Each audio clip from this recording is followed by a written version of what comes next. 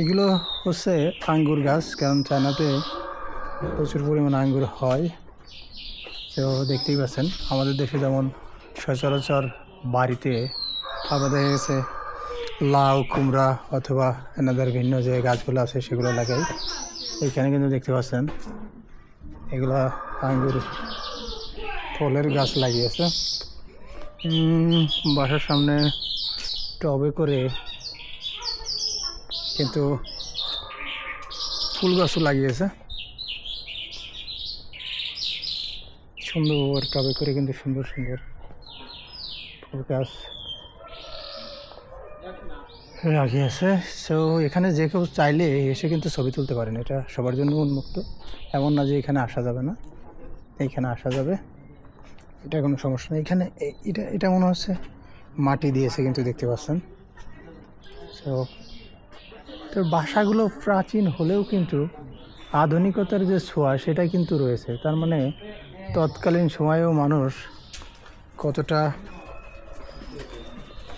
আধুনিক চিন্তাধারা বা চেতনাশীল ছিল সেটা কিন্তু তাদের এই নির্মাণ শিল্প দেখলেই বোঝা যায়।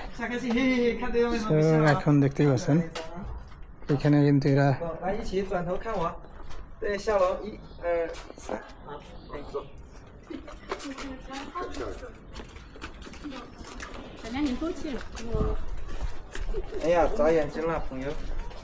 এখানে দাঁড়িয়ে দাঁড়িয়ে ছবি তুলছে।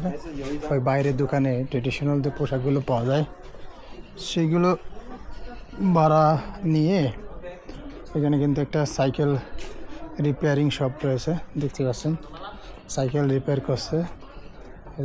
বন্ধুর সাইকেল মেবি নষ্ট হয়ে গেছে। চমলা নিজা যে সিংসে হওয়াইলামা